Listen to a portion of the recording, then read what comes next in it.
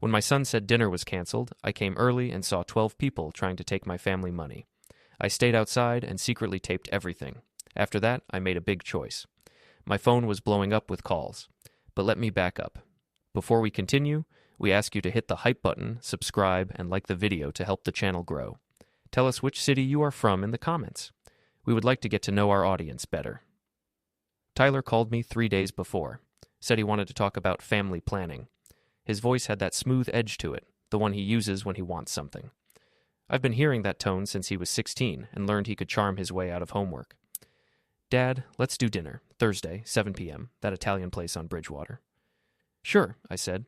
What's this about? Just future stuff. You know, making sure we're on the same page. I didn't think much of it.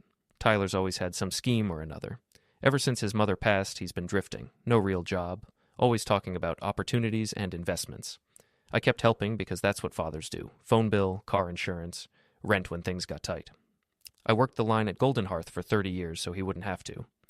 Thursday came, I left work early, still wearing my supervisor jacket. The bakery smells follow you everywhere. Yeast, flour, that warm sugar fat smell from the glazing station. I've stopped noticing it, but Clara from Quality Control always jokes that I smell like a giant cinnamon roll. I got to the restaurant at 6:30. Habit.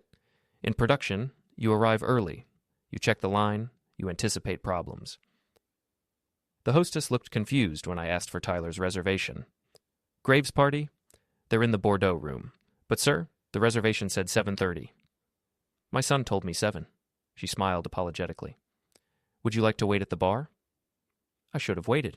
Should have ordered a drink and scrolled through my phone like a normal person. Instead, I walked toward the private dining rooms and back. The Bordeaux room had frosted glass panels and a door that didn't quite close. I heard voices inside. Tyler's laugh. Then someone else. Power of attorney is the key. Once we have that, everything flows downstream. I stopped. Michael won't fight it, Tyler said. He's tired. Factory grind for 3 decades. He barely looks at paperwork anymore. You're sure? A woman's voice.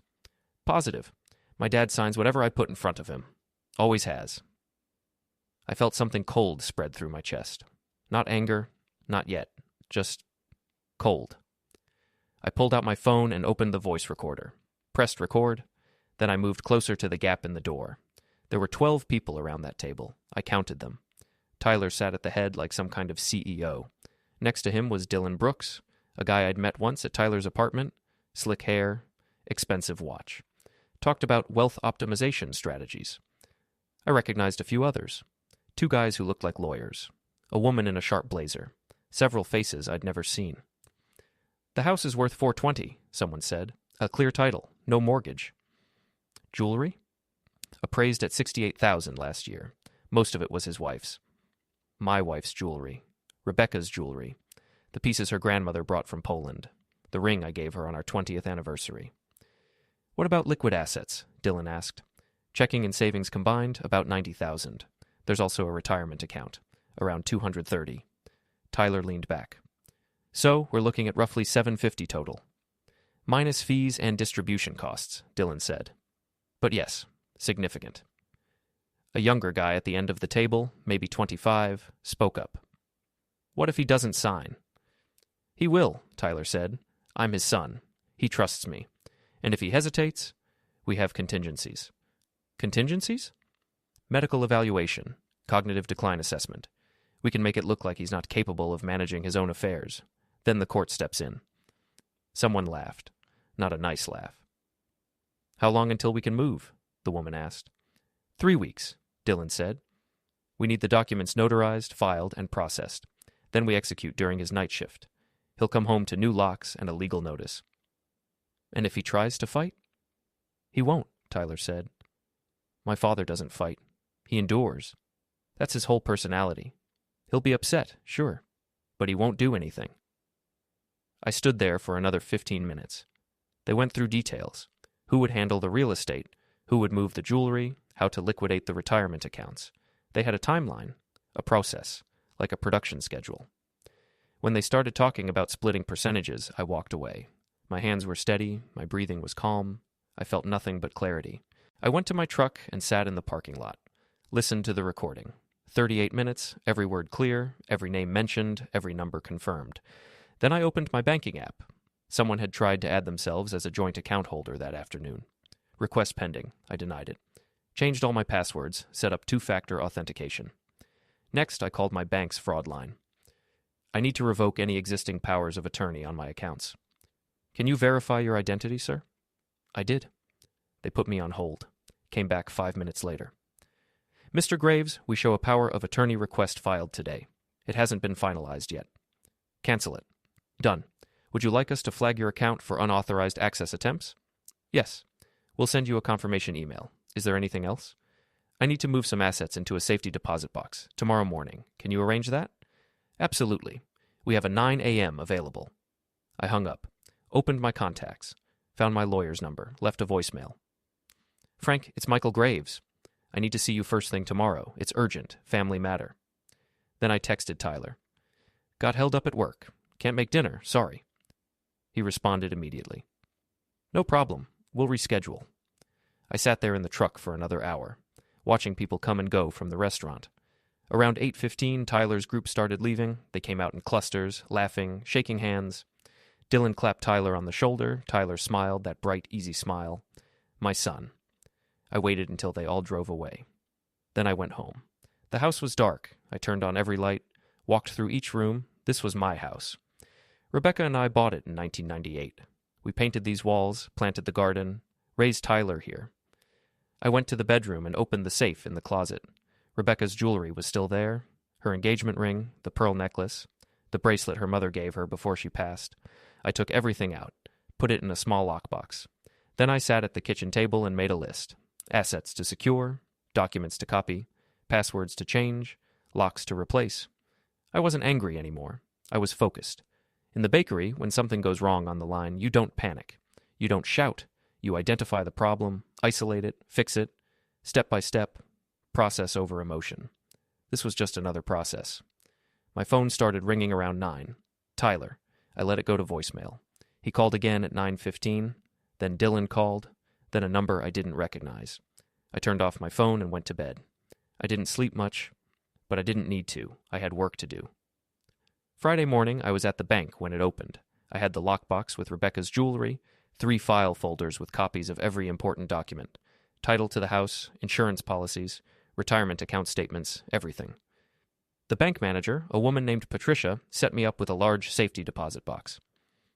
Is everything all right, Mr. Graves? She asked. Just being cautious? She didn't push. People in banking learn not to ask too many questions. I put the jewelry in first, then the documents, then the recorder with the backed-up audio file on a thumb drive. I need copies of these, I said, handing her a stack of papers. Of course. We can do that in our business center. While she made copies, I called my insurance company, changed the beneficiary on my life insurance from Tyler to a charity. They said it would take 48 hours to process. Then I called my retirement fund administrator. I need to remove my son from any beneficiary designations and set up a trust structure. That will require a meeting with our estate planning division, Mr. Graves. How soon? We have an opening Monday afternoon. I'll take it. Next stop was the hardware store. I bought new locks for every door, high-grade deadbolts, the kind you can't pick easily. The kid at the counter asked if I was worried about break-ins. Something like that. I spent Friday afternoon installing the locks. Front door, back door, garage. I changed the alarm code, updated the security system password. My phone was still off. I didn't want to hear Tyler's voice. Not yet. Saturday morning, I met with Frank, my lawyer. He's been handling my paperwork since Rebecca passed. Good man. Straightforward. Doesn't waste time. I played him the recording. He listened without interrupting. When it finished, he sat back in his chair and rubbed his face. Michael, this is bad. I know. You understand what they were planning, right? This isn't just financial manipulation. This is elder exploitation. Fraud. Possibly criminal conspiracy. Can they actually do it? The power of attorney thing? If you'd signed it, yes. Once that's in place, they could have accessed everything. Sold your house, liquidated accounts, and if they'd gotten a cognitive decline ruling from a friendly doctor, they could have gone to court and had you declared incompetent. But I didn't sign anything. No, and now that you know, you won't. But they're going to try other approaches. You need to be prepared. What do you recommend? Frank opened a legal pad and started writing. First, we file a preemptive restraining order against financial interference. Second, we draft a new will with an ironclad structure. Third, we create a revocable living trust so your assets are protected even if someone tries to claim you're incapacitated. Fourth, we send cease and desist letters to everyone on that recording. How long? The restraining order we can file Monday. The trust will take about 2 weeks. The letters I can send out Tuesday. Do it. He looked at me carefully. Michael, you're taking this very calmly. I work in production, Frank. When the line breaks, you don't cry about it. You fix it. This is your son. I know exactly who he is. I left Frank's office with a plan, a timeline, steps to execute. On the way home, I stopped at a hardware store and bought a security camera system. 4 cameras, motion sensors, night vision. I installed them Saturday afternoon. 1 on the front porch, 1 on the driveway, 1 covering the back door, 1 in the garage. All of them connected to an app on my phone. Then I turned my phone back on. 47 missed calls, 33 text messages, 12 voicemails, most from Tyler, some from numbers I didn't recognize. I listened to the voicemails. Dad, where are you? Call me back. Dad, this isn't funny. Pick up. We need to talk. It's important. You're being childish. Just call me. The last one was different. Dylan's voice. Mr. Graves, this is Dylan Brooks. I'm a financial consultant working with Tyler. We had a family planning meeting scheduled, and you didn't show. There are some time-sensitive matters we need to discuss. Please call me at your earliest convenience. I deleted them all. Then I sent 1 text to Tyler. Dinner's canceled. Locks are changed. Don't come by. I watched the 3 dots appear. Disappear. Appear again. Finally, Dad, what's going on? Why are you being like this? I didn't respond. 10 minutes later, my doorbell rang. I checked the camera feed. Tyler was on the porch. Dylan was with him. I opened the door but kept the security chain latched. Dad, what the hell? Tyler said. You need to leave. Can we at least talk about this? There's nothing to talk about. Dylan stepped forward. Mr. Graves, I think there's been a misunderstanding. No misunderstanding, I said. I was at the restaurant Thursday. I heard everything. I recorded everything. And now you both need to leave my property. Tyler's face went white. You were there? Every word. Dad, listen, it's not what you think. I think you planned to steal everything I own. I think you wanted to declare me incompetent and lock me out of my own life. I think you brought 11 people together to divide up my assets like I was already gone. That's what I think. Dylan raised his hands. Sir, I understand you're upset, but leave, now, or I call the police. They didn't move. I pulled out my phone and dialed 911, held it up so they could see. Tyler grabbed Dylan's arm. Come on, let's go. They backed off the porch. I watched them get into Dylan's car and drive away. Then I called Frank. They just showed up at my house. Did they threaten you? No, but they tried to talk their way in. Document everything, save those camera recordings. If they come back, call the police immediately. I will. That night I couldn't sleep again. Not from stress, from adrenaline, from clarity. I kept thinking about the production line, how every step has to happen in sequence, how timing is everything, how you can't skip ahead or the whole system falls apart. This was the same thing. Tyler thought I was weak because I didn't yell, didn't fight, didn't make scenes. He confused patience with passivity. That was his first mistake. On Monday morning, I went to work like normal. Clocked in at 6 a.m., checked the overnight production reports. The dough mixers were running at 98% efficiency. The ovens were calibrated. Everything on schedule. Clara found me during first break. You look tired, she said. Long weekend. Family stuff? I hesitated. Then, yeah. She studied my face. Anything you want to talk about? Clara's good people. Been at Golden Hearth for 20 years. Raised 3 kids on her own after her husband left. She doesn't judge, doesn't gossip. My son tried to steal from me. She blinked. What? I gave her the short version. The dinner, the recording, the plan. When I finished, she just shook her head. Michael, I'm so sorry. It is what it is. What are you going to do? Handle it. If you need anything, I might need some advice. Banking stuff, legal stuff. You dealt with something similar when your ex tried to drain your accounts, right? Unfortunately, yes. How'd you stop him?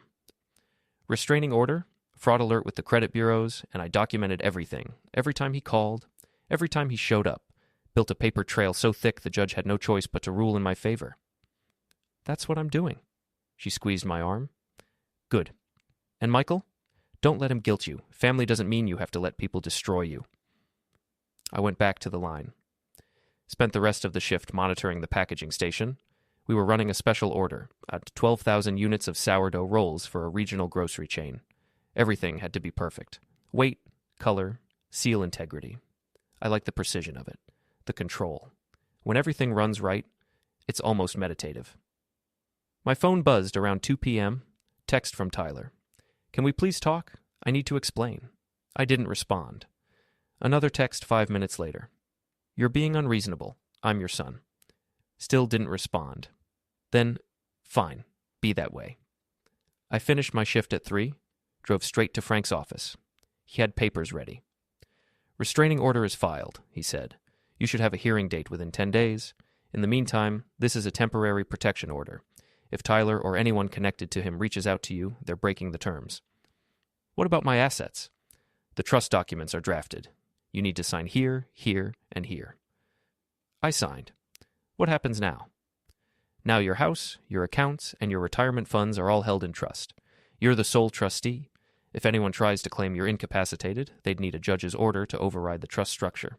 And given the evidence you have, no judge would grant that. And Tyler? He's removed from everything. No beneficiary status, no inheritance rights, nothing. If something happens to you, everything goes to the charity you designated. Good. Frank leaned back.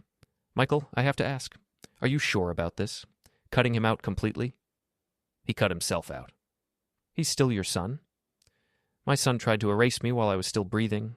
He brought 11 other people into it, made it a business plan. That's not family. That's a hostile takeover. Frank nodded slowly. All right. Then we proceed. I left with copies of everything. Legal protection in place, assets secured, timeline on track. Tuesday I started the next phase. Isolation. I called Tyler's phone company.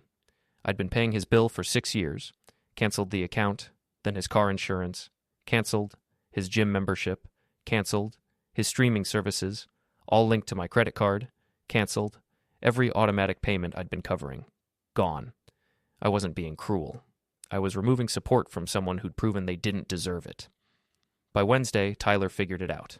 He showed up at the bakery during my lunch break, waited by my truck.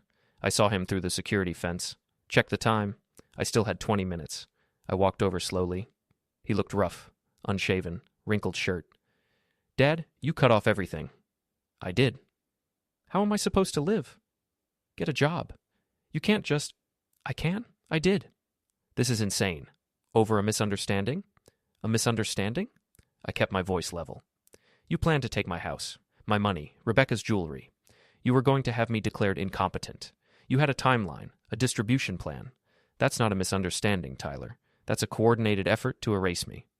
It wasn't like that. I have the recording. He flinched. 38 minutes, I said. Every word, every name, every number. You want to explain that? We were just exploring options. Options. For your future. Making sure you're taken care of. By stealing everything I own. It's not stealing if it's family. Yes, it is. It's exactly stealing. He shifted his weight. Tried a different approach. Dad, I'm sorry. I made a mistake. I got bad advice from Dylan. But we can fix this. Just turn the phone back on. Let me come home. We'll figure it out. No. Dad, you made your choice. Now live with it. I started to walk away. I'm your son, he shouted. I turned back. Then act like it. I got in my truck and drove off. Watched him in the rearview mirror, standing there in the parking lot. That night, Dylan called from a different number. I let it go to voicemail. Mr. Graves, this is Dylan Brooks. I think we got off on the wrong foot. What happened at the restaurant was taken out of context. We were discussing hypothetical scenarios for estate planning. Nothing concrete, nothing malicious. I'd like to meet with you and clear the air, maybe over coffee. My treat. Just two adults having a rational conversation. Call me back. I deleted the message. Thursday morning, I got an email from an attorney I didn't recognize. Subject line. Tyler Graves, family mediation proposal. I forwarded it to Frank without reading it. He called me an hour later. They're trying to set up mediation. Who's they? Dylan hired a lawyer. They're proposing a neutral third-party session to resolve family disputes without litigation. Classic pressure tactic. They want you in a room where they can control the narrative. I'm not going. Good. I'll send a response declining the offer and reiterating that all communication needs to go through me. What's their angle? They're anxious. The restraining order hearing is next week, and if the judge approves it, they'll be legally blocked from reaching you. That completely shuts down their plan, so they're trying to work something out before it happens. Let them worry. Friday afternoon, I was restocking the supply closet when two guys I didn't recognize walked into the bakery. They asked for me at the front desk. The receptionist called my extension. Michael, there are two men here to see you. Tell them I'm busy. They said it's about Tyler. I went to the front. The two men were in their 30s. Workout builds, expensive casual wear. The kind of guys who use the word bro unironically. Michael Graves, the taller one said. Who's asking? Friends of Tyler's. We just want to talk. I don't talk to Tyler's friends. It'll only take a minute. No. The shorter one stepped closer. Look, man, Tyler's in a bad spot. You cut him off. He owes people money. This affects more than just you two. Not my problem. We think it is. I looked at them both. Measured. Calm. You're on private property, I said. You need to leave. We're just talking. You're threatening. There's a difference. Now leave before I have security escort you out. The taller one smiled. Not friendly. You're making this harder than it needs to be. I disagree. They stood there for a moment. Testing. Then the shorter one shrugged. Your call, he said. They walked out. I went back to the production floor and found Clara. Can you do me a favor? Sure. If anyone shows up asking for me who isn't family or law enforcement, don't let them in. And call me immediately. What's going on? Tyler sent some people to pressure me. Her expression hardened. You want me to call the cops? Not yet. Just keep an eye out. Done. That night, I reviewed the security camera footage from the bakery's parking lot. The two men had arrived in a black SUV. I zoomed in on the license plate, saved the image, sent it to Frank. Possible intimidation attempt. Document it. He responded immediately. Noted. If they approach you again, call the police. This is escalating. I knew. That was the point. Tyler wasn't getting the reaction he expected. He thought I'd fold, negotiate, meet him halfway. Instead, I was tightening the noose. The restraining order hearing was scheduled for the following Tuesday. I took the morning off work, wore a clean shirt and slacks, brought a folder with printed copies of the recording transcript, the timeline, and the security camera footage. Frank met me outside the courthouse. Tyler's here, he said. With his lawyer. Expected? He's going to try to paint this as a family disagreement blown out of proportion. Let him try. We went inside. Courtroom C small, wood paneling, a judge's bench, and a few rows of seats. Tyler was sitting in the front row with a woman in a navy suit. His lawyer, presumably. Dylan was there too, and 3 others from the original 12, including the woman in the sharp blazer. They all looked at me when I walked in. Tyler's expression was somewhere between desperate and angry. The bailiff called the session to order. Judge Morrison, a woman in her 60s with sharp eyes, took the bench. This is a hearing regarding a request for a restraining order, she said. Mr. Graves, you're the petitioner? Yes, Your Honor. And you're represented by Mr. Halloway? Correct. Mr. Tyler Graves, you're the respondent? Yes, Your Honor. Tyler's voice was tight. And you're represented by Ms. Linden? Yes, Your Honor. Judge Morrison skimmed the paperwork. Mr. Halloway, present your case. Frank stood. He's not flashy, just thorough. Your Honor, my client is requesting a restraining order based on a credible threat of financial exploitation and fraud. On the evening of October 12th, Mr. Graves inadvertently recorded a meeting where his son, Tyler Graves, and 11 associates discussed a coordinated plan to seize control of his assets through fraudulent power of attorney documents, false medical evaluations, and potential court proceedings based on fabricated claims of incompetence. He handed a transcript to the bailiff, who passed it to the judge. This transcript contains explicit statements from Tyler Graves and his associates detailing their intent to liquidate my client's home, retirement accounts, and personal property. The total value of assets targeted exceeds $750,000. My client has since taken protective legal measures, including establishing a revocable trust and securing his assets. However, Mr. Tyler Graves and his associates have continued to contact my client, approach him at his workplace, and attempt to pressure him into dropping these protections. We have documented evidence of these attempts, including security footage and recorded phone calls. Judge Morrison read through the transcript. Her face didn't change, but I saw her eyebrows rise slightly. Ms. Linden, your response? Tyler's lawyer stood. She had that polished, rehearsed tone. Your Honor, this is an unfortunate case of miscommunication within a family. My client and his father have had a strained relationship since the passing of Mr. Graves's wife 3 years ago. Tyler Graves organized a family planning meeting to discuss his father's future care and financial security. The conversation recorded by Mr. Graves was taken out of context. They were exploring hypothetical scenarios, not making concrete plans. My client has never filed fraudulent documents, never attempted to access his father's accounts, and never posed any real threat.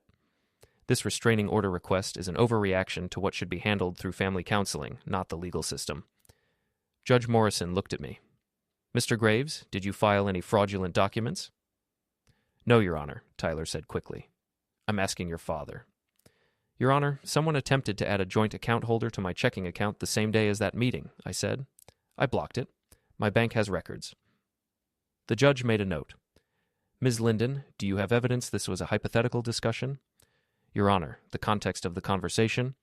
I'm asking for evidence, not interpretation. Ms. Linden hesitated. We have character witnesses who can attest to my client's good intentions. That's not evidence, Frank stood again.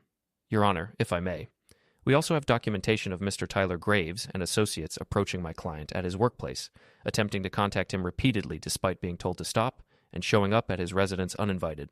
This behavior aligns with the harassment and coercion patterns described in the recorded meeting. Judge Morrison flipped through more pages.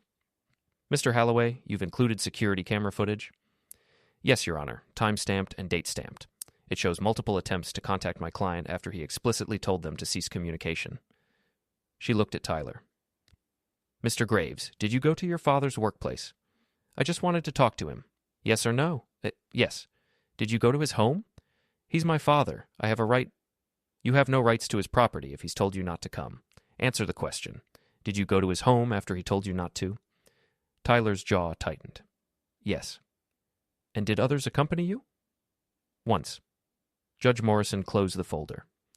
I'm granting the restraining order. Temporary order effective immediately. Full hearing scheduled in 60 days. During that time, Mr. Tyler Graves and all associated parties named in the transcript are prohibited from contacting Mr. Michael Graves directly or indirectly. No phone calls, no texts, no emails, no physical contact. You are not to go within 500 feet of his home or workplace. Breaking this order will lead to immediate arrest and charges for contempt. Do you understand? Tyler stared at her. Your Honor, he's my father. Do you understand? Yes. Good. This hearing is adjourned. The gavel came down. Tyler turned and looked at me. His face was red, humiliated, angry. I didn't react. Just stood up, shook Frank's hand, and walked out. In the hallway, Dylan tried to intercept me. Mr. Graves, this doesn't have to be... Frank stepped between us. You're breaking the order. Leave. Now. Dylan backed off, hands raised. We left the courthouse. Frank walked me to my truck. That went well, he said. For now. They're not going to stop. You know that.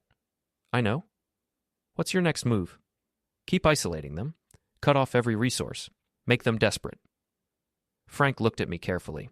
You're escalating. They escalated first. Just be careful. Desperate people do stupid things. I'm counting on it. I drove back to work, clocked in for the second half of my shift, ran quality checks on the cinnamon swirl line. Everything normal. Everything under control. That night I sat in my living room and reviewed the plan. Phase 1, secure assets. Done. Phase 2, legal protection. Done. Phase 3, isolation. In progress. Phase 4, evidence gathering. Ongoing. Phase 5, final confrontation. Coming soon. I pulled up the group text from Tyler's coalition. Somehow I'd been added to it weeks ago, probably by accident. They thought I didn't check my messages. They were wrong. I scrolled through the recent exchanges. Michael's not backing down. Judge granted the restraining order. This is getting expensive. Legal fees are piling up. Tyler said this would be easy. Tyler lied. What do we do now? Cut our losses? I'm out. This is too risky. 2 people had already left the group. Then Dylan sent a message. Everyone stay calm. We regroup and reassess. Tyler replied, He can't hide forever. We push harder. I screenshotted everything, sent it to Frank. Then I sent a single message to the group. I'm watching. The chat went silent. 10 minutes later, 3 more people left the group. Over the next week, the coalition started falling apart. I didn't have to do much. Just let them panic.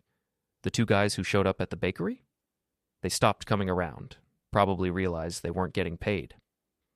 The woman in the sharp blazer sent Tyler a message. I'm withdrawing from this arrangement. My attorney advises me that continued involvement could constitute conspiracy to commit fraud. Good luck. Another person sent, I'm done. Don't contact me again. By Thursday, the group chat was down to 5 people. Tyler, Dylan, and 3 others who were either too invested or too stupid to quit. I kept working, kept documenting, kept waiting. Clara pulled me aside during a shift change. You look better, she said. Do I? Less tense, like you're finally sleeping. I am. Good. That means you're winning. Not yet. But you will, I smiled. Yeah, I will. Friday afternoon, I got a call from an unknown number. I let it go to voicemail. The message was from a woman named Jennifer. She said she was one of the investors in Tyler's group. She sounded nervous. Mr. Graves, my name is Jennifer Holt. I was involved in some financial discussions with your son. I just want you to know I had no idea the full extent of what was being planned. I thought it was legitimate estate planning. I've withdrawn from the arrangement and I wanted to apologize. I'm very sorry. I hope you can forgive me. I saved the message, sent it to Frank. He called me back within the hour. She's trying to cover herself legally. Will it work? Depends. If she cooperates with law enforcement, maybe. If not, she's still complicit. Are we pressing charges? Do you want to? I thought about it. Not yet. Let them sweat. Your call. Saturday, I went to the gym. Not Tyler's gym. A different one across town. I've been going twice a week since Rebecca passed.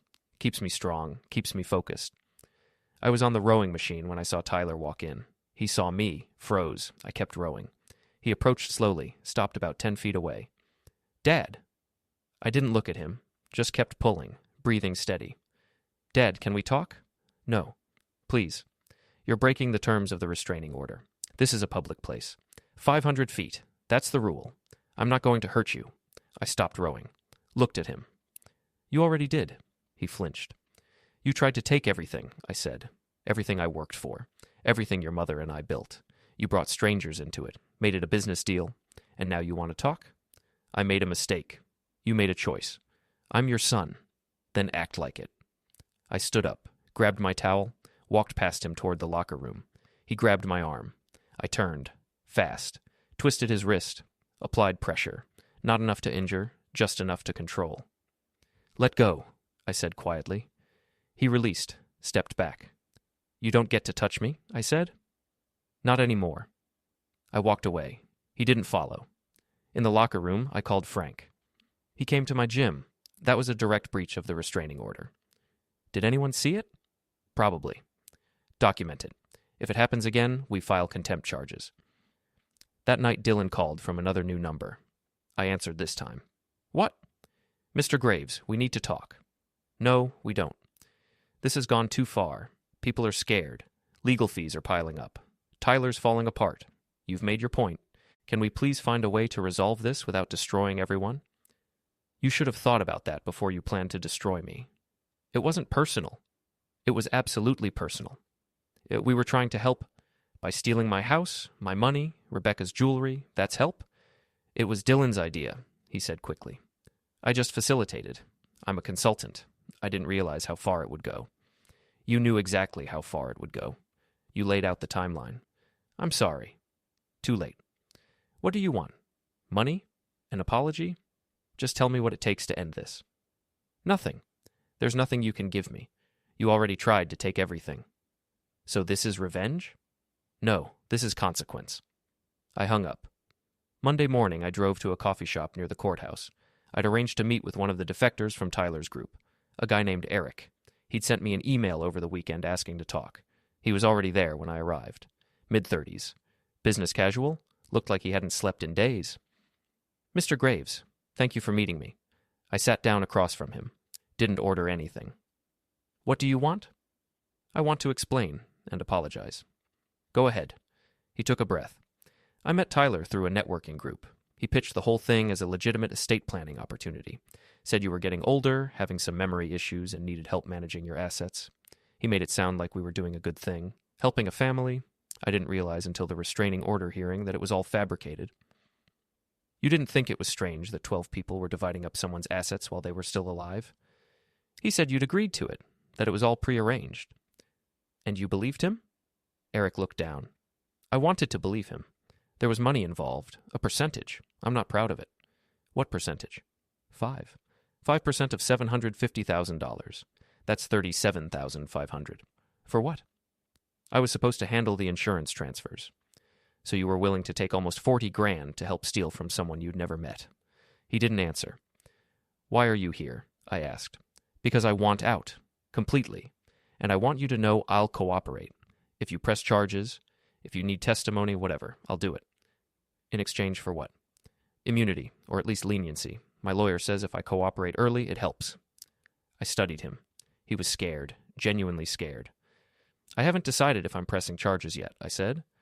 But if I do, I'll remember this conversation. He nodded. Thank you. I stood up to leave. Mr. Graves? What? For what it's worth, I'm sorry. Really. I left without responding. That afternoon, I got a text from Tyler. We need to meet. Face to face. One last time. Please. I didn't respond. Another text. I'll come alone. No Dylan, no lawyers. Just us. Then, Dad, please. I thought about it. Then I replied. When? Tomorrow. Same restaurant, same room, 7 p.m. I'll bring someone. Who? You'll see. Tuesday evening, I arrived at the restaurant at 6:50. Frank was with me. He'd insisted on coming after I told him about the meeting. This could be a setup, he said. I don't think so. Why?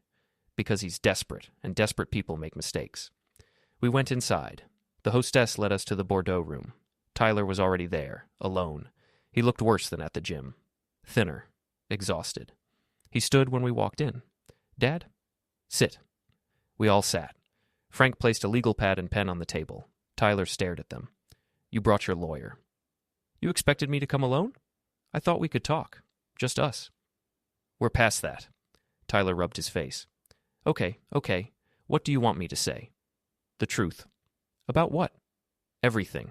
Why you did it. How you justified it. What you expected to happen. He was quiet for a long moment. Then, I needed money. For what? Investments? Opportunities? I had some deals that fell through. Lost money. Owed people. How much? A lot.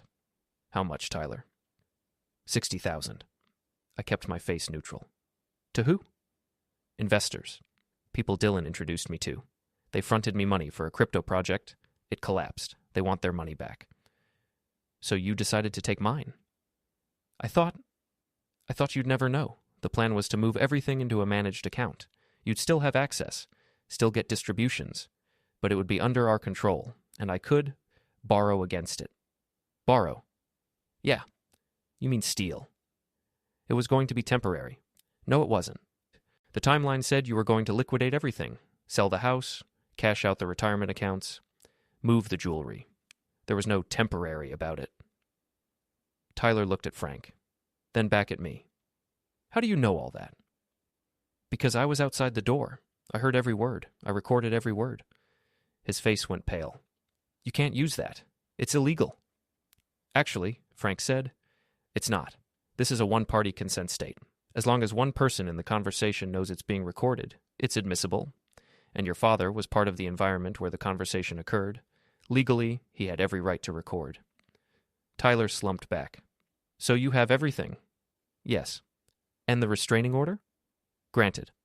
And the trust? Finalized. You're removed from everything. He stared at the table. So what now? That depends on you. What do you mean? I leaned forward. You have two options. Option 1, walk away completely. No more contact, no more attempts, no more schemes. You disappear from my life and I don't press charges. Option 2, keep fighting. Keep trying to manipulate people. Continue breaking the terms of the restraining order, and I bury you, criminally and civilly. You'll face fraud charges, conspiracy charges, elder exploitation charges. You'll lose, and you'll spend years in prison. You'd really do that? Without hesitation. He looked at me like he was seeing me for the first time. Who are you? He said quietly. You're not. This isn't you. You don't fight. You don't threaten. I'm exactly who I've always been. You just never paid attention. No, this is different. You're acting like... Like what? Like someone who won't let you erase him? Like someone who values what he built? Like someone who actually has a spine? You're being cruel. I'm being clear. There's a difference. Frank spoke up. Tyler, I'd strongly advise you to take option 1. And if I don't, then you're making the biggest mistake of your life. Tyler sat there, silent. Then his phone buzzed. He glanced at it. His expression shifted. That's Dylan, he said. He wants to know what's happening. Tell him it's over. He won't accept that. That's not my problem, or yours, not anymore. Tyler typed something, put the phone down. He says we should negotiate. There's nothing to negotiate. He says you're bluffing, that you won't actually press charges because it would hurt me too much. I pulled out my phone, opened the voice recording app, played a clip. Tyler's voice. He's too tired to fight.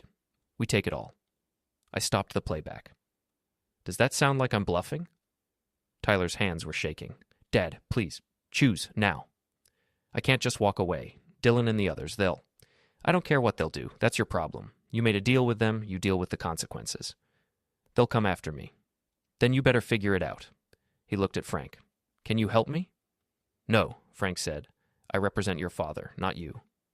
But I'm his son. You stopped being his son when you tried to rob him. Tyler's face crumpled. For a moment, he looked like a kid again, lost, scared.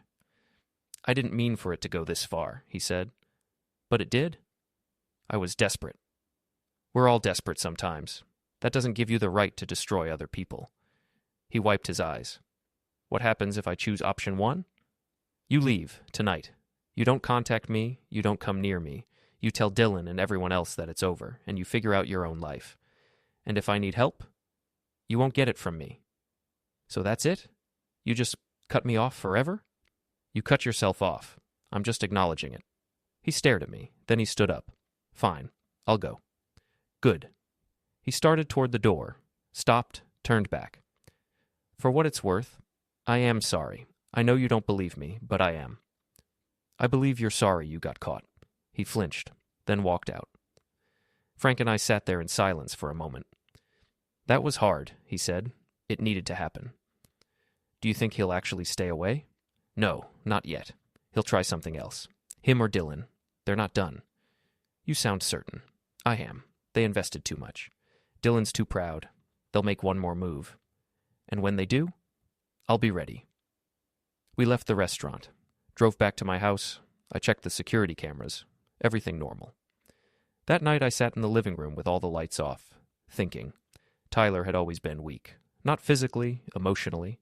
He wanted things without earning them, wanted respect without giving it, wanted love without effort. Rebecca used to defend him. He's just finding himself, she'd say. But she was wrong. He wasn't finding himself. He was avoiding himself.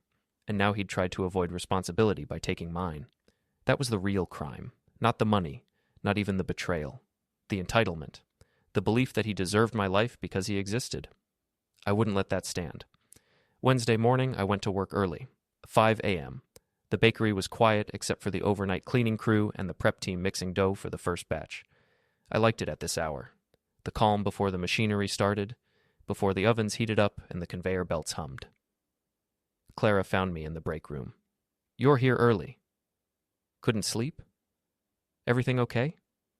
Getting there. She poured herself coffee, sat down across from me. You want to talk about it? Tyler agreed to walk away. That's good, right?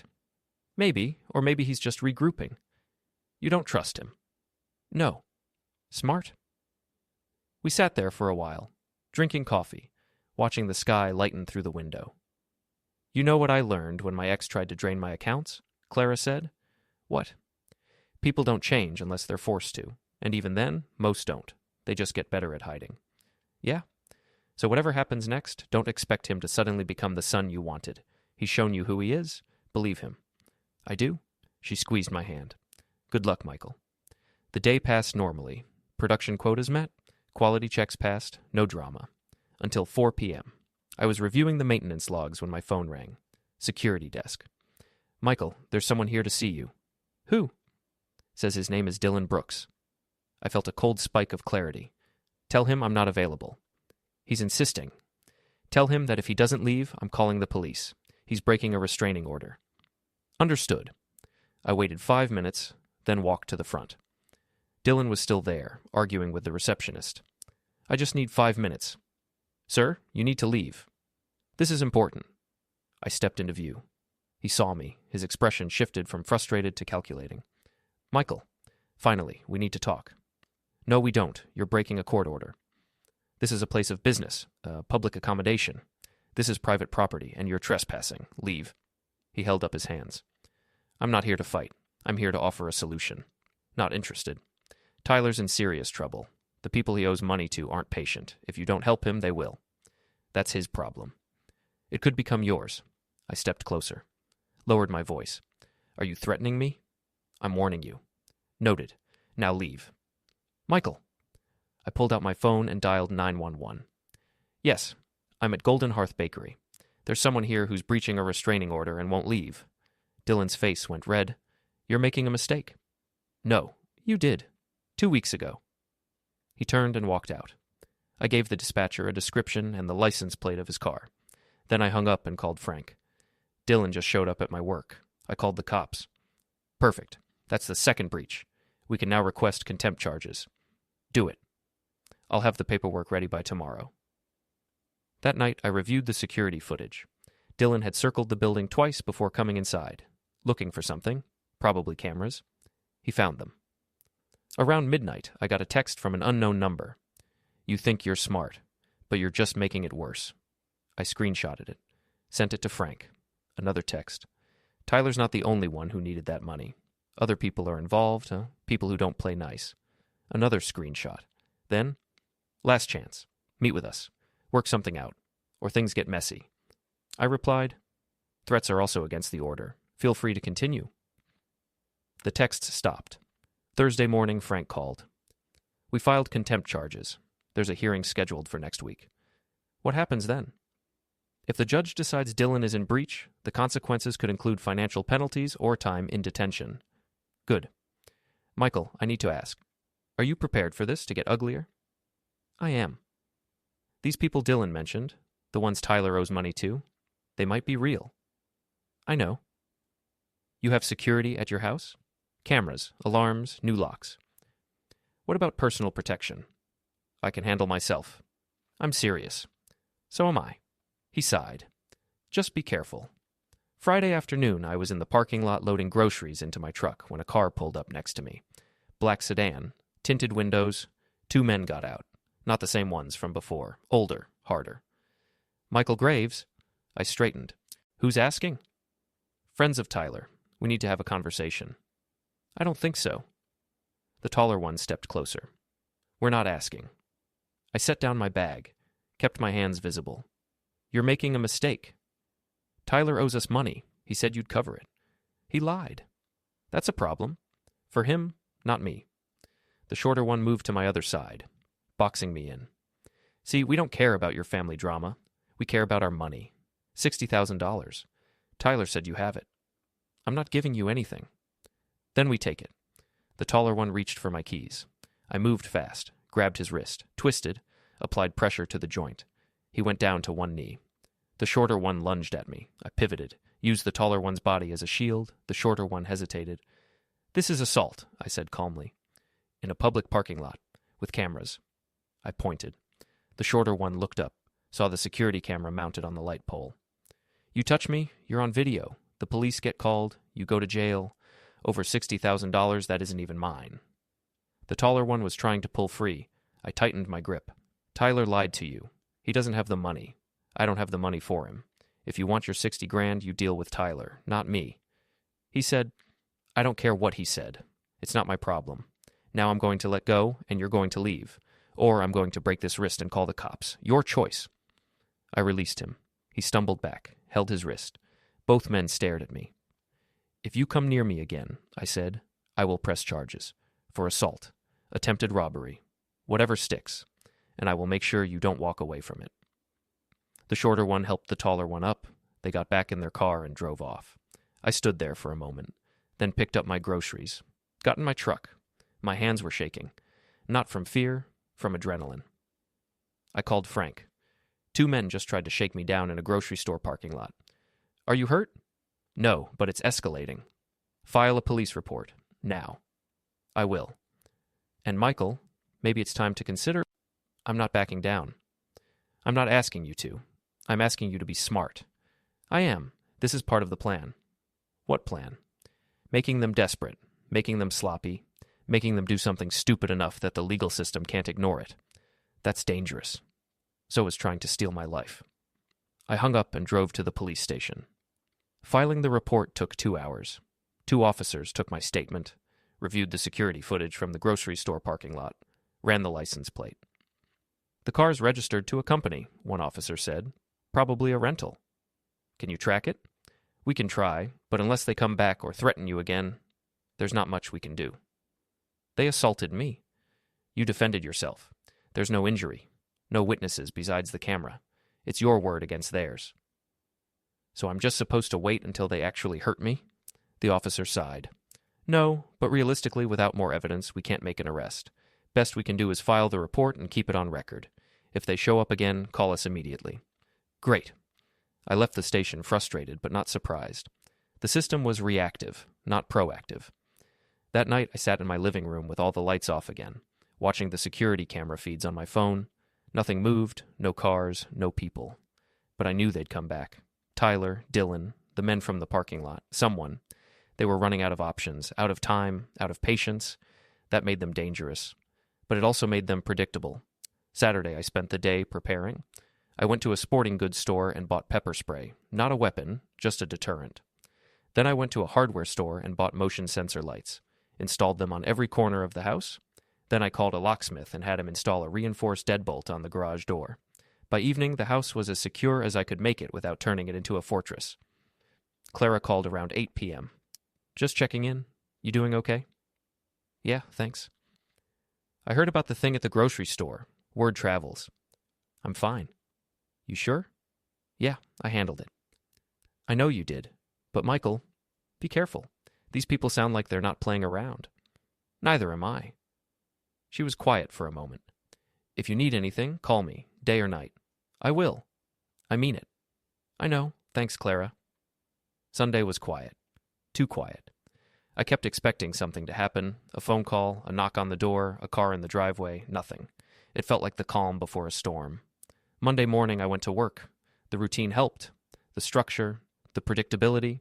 I was running quality checks on the sourdough line when my phone buzzed. Text from Frank. Dylan's hearing is tomorrow at 10 a.m. You need to be there. I replied, I'll be there. That afternoon, Tyler called. I didn't answer. He left a voicemail.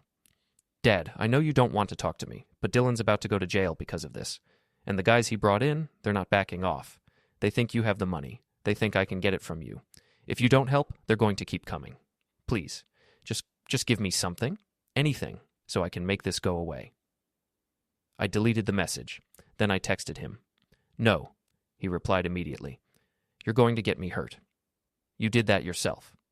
Dad, please. I blocked his number. That night I couldn't sleep. Not from anxiety, from anticipation. Tomorrow was the contempt hearing. Dylan would be in court. Tyler would probably be there too. And after that, the coalition would fracture even more. They'd have one more move, one last desperate attempt. And I'd be ready. The courthouse was cold, sterile. I sat in the back of the courtroom with Frank. Dylan was at the defendant's table with his lawyer. Tyler was in the gallery. He didn't look at me. Judge Morrison took the bench.